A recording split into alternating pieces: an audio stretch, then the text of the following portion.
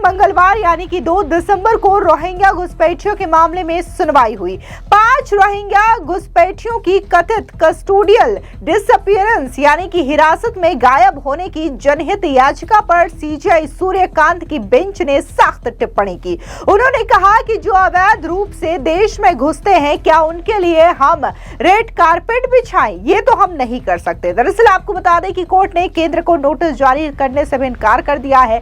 इस मामले की अगली सुनवाई 16 दिसंबर तक टाल दी गई है, जब रोहिंग्या से जुड़े अन्य मामलों को भी लिस्टेड किया गया है। दरअसल आपको बता दें कि देश में रोहिंग्या घुसपैठियों को मामले को लेकर के याचिकाकर्ताओं ने सुप्रीम कोर्ट का रुख किया था। सोचा था कि सुप्रीम कोर्ट से उन्हें राहत मिलेगी, लेकिन अब सुप्रीम कोर्ट से उन्हें बड़ा झटका लगा है, क्योंकि सीधे तौर पर रोहिंग्याओं के याचिका को लेकर के सीजेआई सूर्यकांत पूरी तरीके से भड़क गए और chief justice of India Suryakant ने कहा कि हम घुसपैठियों के लिए कालीन नहीं बिछा सकते। वो हमारे देश में इलीगल तरीके से आते हैं और फिर उसके बाद हक मांगना शुरू कर देते हैं।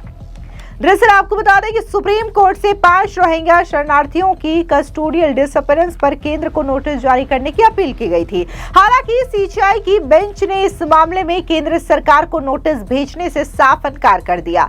सुनवाई के दौरान बेंच ने कड़ा रुख दिखाते हुए कहा कि आप जानते हैं कि ये लोग घुसपैठिए हैं। हमारे नॉर्थ ईस्ट का बॉर्डर बहुत ज्यादा संवेदनशील है। उन्होंने आगे टिप्पणी करते हुए कहा कि देश में क्या क्या हो रहा है आप जानते हैं। अगर कोई गैर कानूनी तरीके से आता है तो क्या आप चाहते हैं कि हम उनके लिए रेड कार्पेट बिछाएं? वो सुरंगों से अंदर आते हैं और फिर आप कह रहे हैं कि उन्हें खाना, आश्रय, बच्चों के लिए शिक्षा, ये सब हम दें। क्या हम कानून को इतना खींच दे?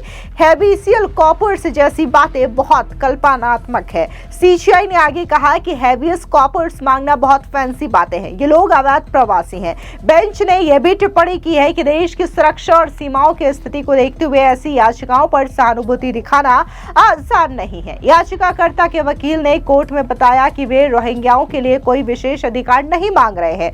उनकी बस यही मांग है कि अगर उन्हें उनके देश वापस भेजा जाए तो ये काम कानून के हिसाब से होना चाहिए। लेकिन कोर्ट ने यह साफ कहा है कि रोहिंग्याओं का कानूनी दर्जा तय हुए बिना उनके अधिकारों पर बात नहीं हो सकती। कोर्ट ने यह भी याद दिलाया कि भारत दुनिया की धर्मशाला नहीं बन सकता जहां से चाहे शरणार्थी आ जाए। इस मामले को अब अन्य रोहिंग्या मामले के साथ ही सुना जाएगा। आपको बता दें कि याचिका में मांग की गई थी कि 5 रोहिंग्या शरणार्थियों को पुलिस हिरासत से गायब कर दिया गया।